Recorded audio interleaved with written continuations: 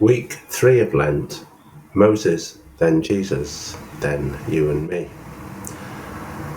Or a working title for this one is Passionate God Seeks Similar. By the time Moses came on the scene, God's promise to Abraham about countless descendants was a reality. His people numbered many thousands. This meant that God had new problems in keeping the covenant, the relationship, developing. Any relationship depends on the two parties communicating and on them being committed to the relationship. So, how could large numbers speak to and listen to God in anything like the way Abraham had been able to? The short answer was worship. And this has two elements: sacrifice, which was how God's people could commit themselves to the covenant and renew it when they neglected or harmed it. And the second way is through living in God's ways, observing his teachings in daily life. Where worship was genuine and freely given, the relationship was living and healthy. But there was a significant problem at the time of Moses. The people were enslaved in Egypt, which meant they were suffering a harsh life and, more importantly, not able to worship God freely. Their lives were dictated by Pharaoh. So to develop the covenant, God's people had to be freed from slavery, which is where Moses comes in. He first met God when he was tending his father-in-law's sheep, and as a shepherd he came to Horeb, which is the name for the Sinai range, and he sees a blazing bush that wasn't being burnt up. So he goes over to investigate, and as he approached, God called him by name. Moses, Moses. And Moses said, "Here I am." God introduces himself as the God of Moses' ancestors, Abraham, Isaac, and Jacob. So Moses covers his face because he's afraid to be in the presence of the Almighty God. But he listens as God says that he knows about the suffering of his people and that he's heard their cries, and now he intends to do something. God says, "I've come down to rescue them from the clutches of the Egyptians and bring them to a country rich and broad, flowing with milk and honey." This country isn't quite the Garden of Eden that it sounds. It's a land where 6 other nations live, listed earlier in the Bible. So it's the next step in God's plans for all people in the world to know him through his chosen people living among them. And it's at this point that Moses learns that God isn't just giving him an update of his plans. God is going to use Moses as the way to free the Israelites. As Pharaoh is by far the most powerful man on earth, it's not surprising that when God says to Moses, "I am sending you to Pharaoh to bring my people out of Egypt," Moses feels completely inadequate and asks God, "Who am I to do this?" I think it's worth asking why God hadn't called him in the earlier part of his life when Moses was in a position of influence.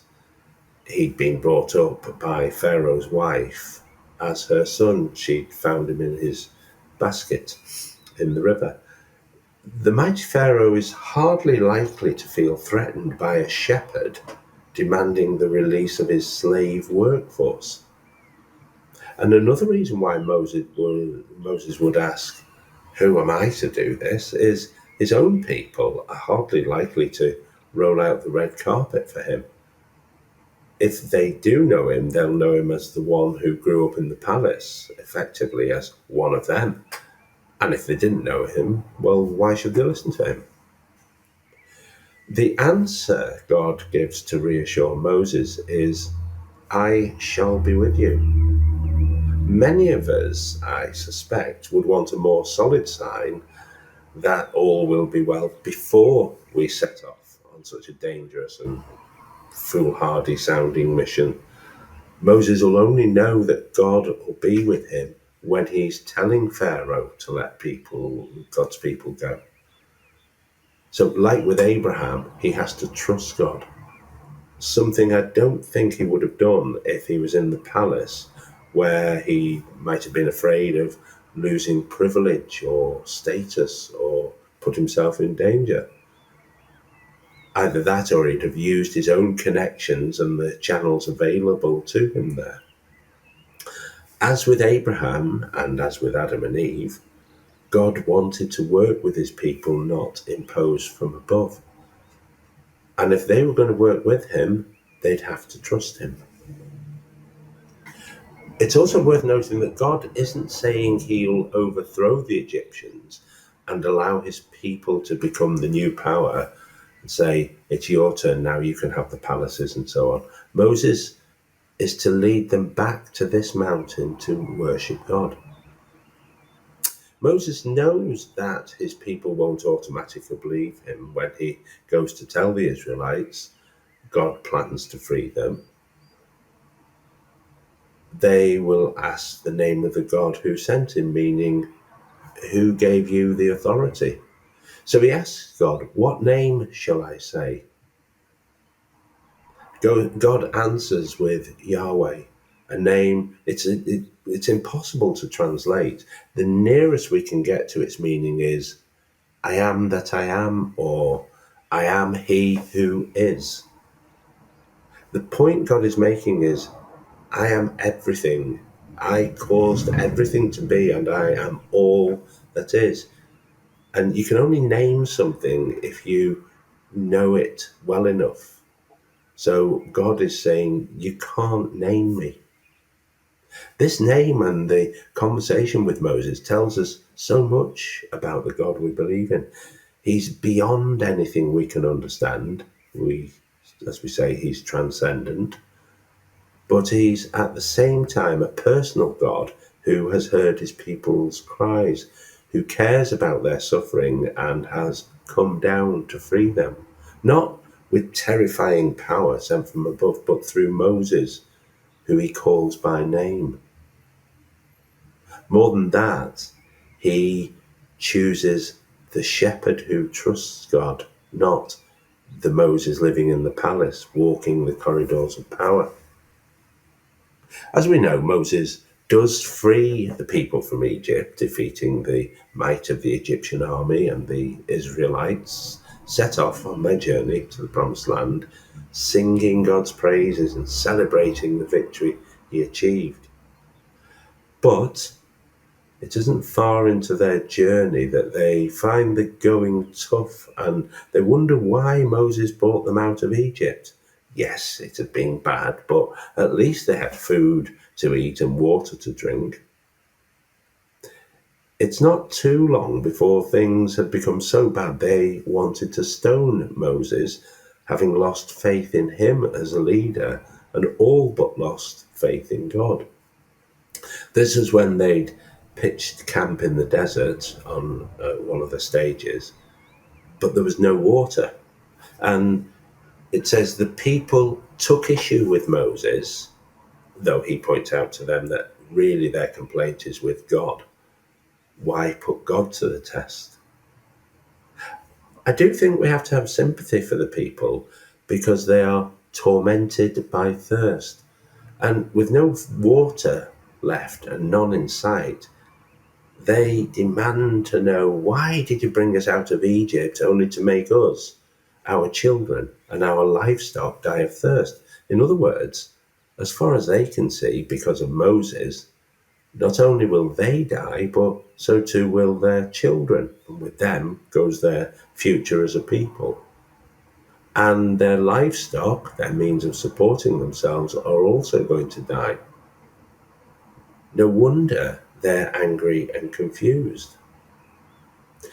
On the other hand, not only had God led them out of slavery and defeated the mighty Egyptians, they've already had two similar occasions in their journey when they thought they were going to die. One was when the only water available was unfit to drink, and the other was when they were facing starvation. There was no food. But on both occasions, God had, through Moses, provided what they needed: clean water and manna. Despite all this, the people are demanding to know, is God with us or not? Surely they should by now have more faith. What more does God have to do to convince them? What this shows is the covenant is clearly much more difficult, more fragile, with all this huge number of people than when God had only to deal with Abraham and Moses. Especially as all these people don't have direct communication with God.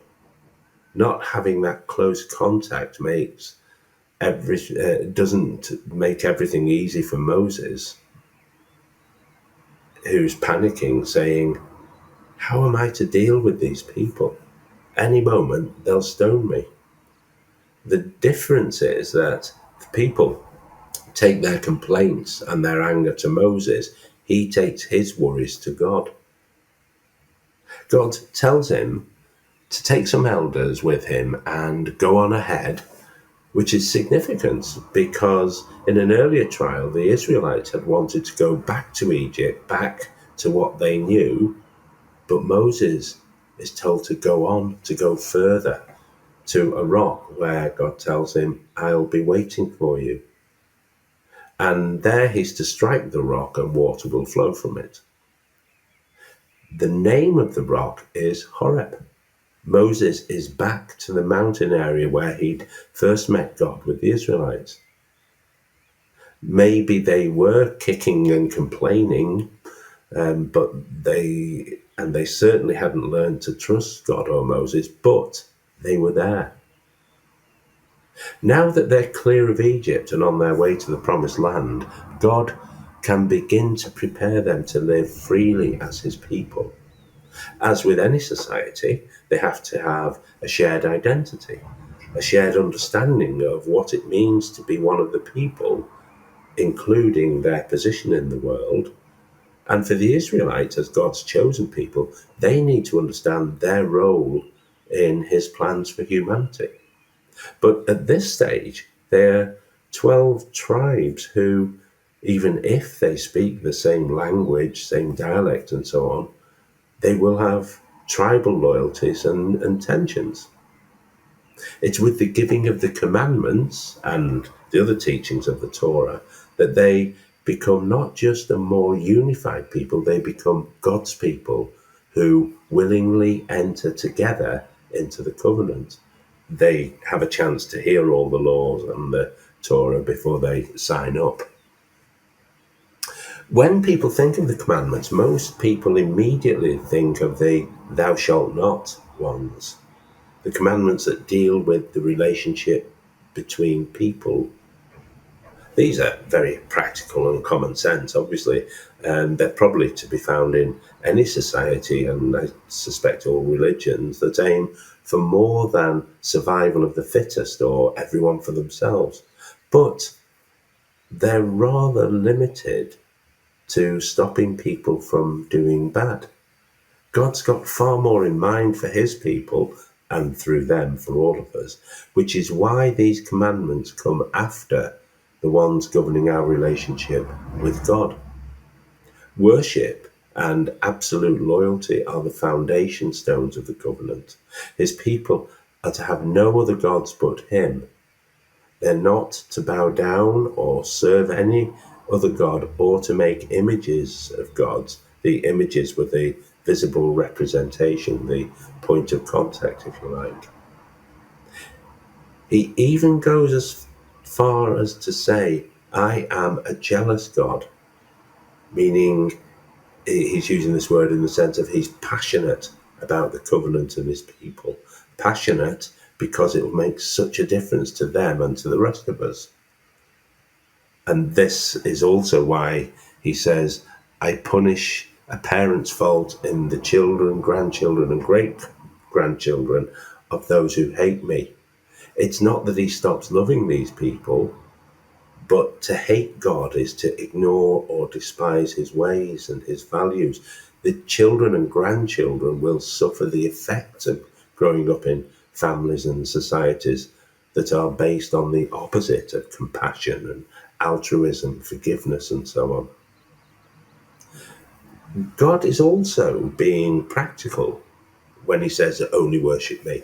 At this stage, the Israelites still believe other gods are real, and when they entered the promised land, they would come across the gods of the other people who were there.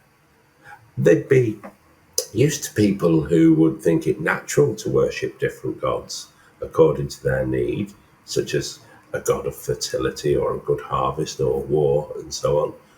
But God wants his people to turn to him and learn to trust that he will provide all their needs, rather than turning to other gods.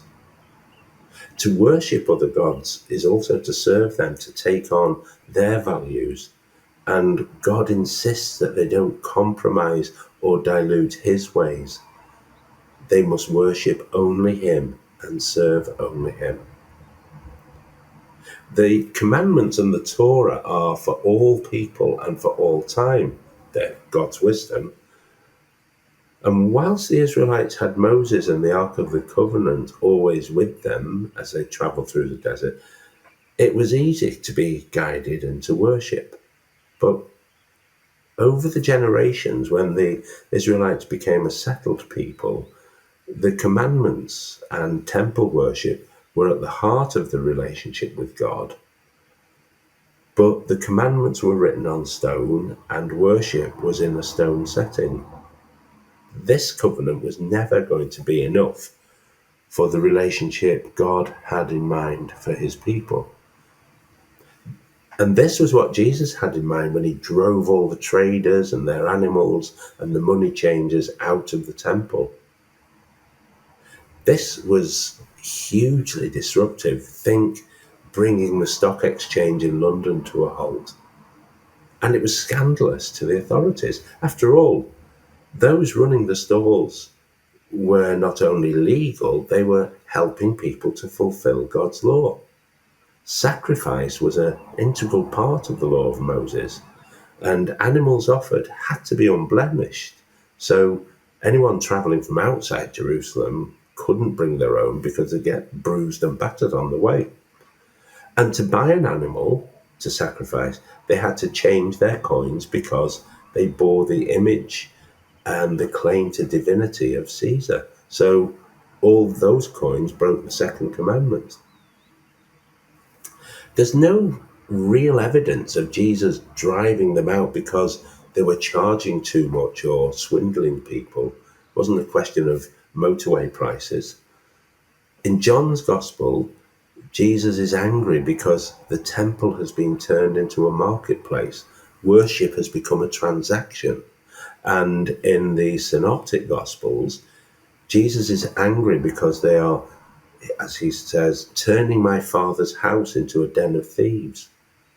But here he was quoting Jeremiah, who was denouncing the people who worshipped at the temple but exploited widows and orphans in their everyday lives. So their worship was empty. John gives the clearing of the temple greater prominence than the other Gospels because he puts it at the start of Jesus' public life, straight after the wedding at Cana. And by carefully noting that it was just before the Passover, John links the clearing of the temple to Jesus dying on the cross. How they're connected becomes clear when the authorities ask Jesus, what sign can you show us to justify what you've done? It would be traditional for a prophet to show his authority by a display of power that could only come from God. But like with God's sign to Moses, I will be with you and people will worship on this mountain, the sign Jesus gives will only be clear in the future. Saying, destroy this temple and in 3 days I'll raise it up, could only be nonsense to those listening. The temple's vast and it took 46 years and thousands of labourers to build. We know that Jesus was referring to himself as the temple, the place where God is physically present on earth. In other words, in driving out the animals and the traders, Jesus is saying that worship of God will no longer take place in the temple. It will be through him after the resurrection. So being rebuilt 3 days after they thought they'd destroyed him. Thinking about the current practice of offering sacrifice, people would come to the temple, buy an animal, the richer you are, the bigger the sacrifice you can make, then hand it over to a priest who would disappear into the temple beyond where you could go. Your part was now over. The actual sacrifice was done by the priest without you having to be present. With the risen Jesus as the temple, present everywhere through the Spirit, worship would be anywhere, and no longer were people kept apart from God, and no longer was he kept apart from them. How the cross and resurrection are a breakthrough in God's plans for all people is revealed as Jesus makes his way from Jerusalem back to Galilee, passing through Samaria. He meets a Samaritan woman at a well outside Sychar, and it's the well where Jacob had had his vision. As a Jew, Jesus shouldn't have anything to do with a Samaritan, especially a woman, but they talk about the Jewish belief that worship should take place in the temple in Jerusalem, and the Samaritan belief that it should be at a temple on the mountain where they are. But Jesus says to her, believe me, woman, the hour is coming when you will worship the Father neither on this mountain nor in Jerusalem. The hour is coming, indeed it is already here, when true worshippers will worship the Father in spirit and in truth. The Samaritan woman says, expressing the Samaritan belief, when the Messiah comes, he will explain everything. And when Jesus says that he is the Messiah, she believes him and goes to fetch the people from the town who also believe that Jesus is the Messiah. Because of her belief in Jesus, God's plans to be known by all people through Jesus took their first huge step forward. The reason why Jesus had left Jerusalem and was going back to Galilee was because opposition from the Pharisees had begun in Jerusalem. The religious authorities and the experts had already rejected Jesus and the new covenant.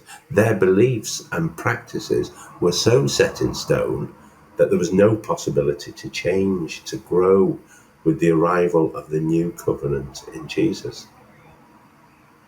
I think this makes sense of God waiting until Moses was outside Pharaoh's palace and was a shepherd. Not only did he have no power of his own and so had to rely on God, as an outsider he was free of all the received ideas and the well-established teachings of the experts and the authorities as they imposed their understanding. The Samaritan woman was also an outsider and without any power as far as the Jewish authorities were concerned, but she was open to the truth where they were blind and deaf to it. One more thing to note, when Jesus was turning over the tables and driving the animals and the traders out, his disciples remembered the words from Scripture, zeal for your house will devour me. Jesus is acting with the same passion, he's being jealous, for the new covenant as God had talked of on Sinai for the first covenant.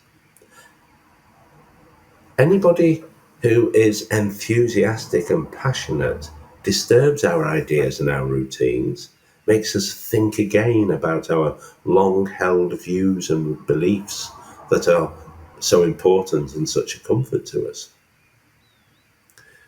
Such a person either enthuses and inspires us, or else they disrupt and annoy us. Jesus is present among believers. God is no longer remote and inaccessible, but present in daily life. Worship now is no longer set in stone, but it takes place in the heart. That is, in the heart of our thoughts and actions. To believe in Jesus is to allow his disruptive presence in. Lent and the practice of prayer, fasting and giving is our way of stepping outside our routines, which makes us more free to hear and respond to the liberating journey to the cross, from darkness to light, which is where Jesus takes us next week.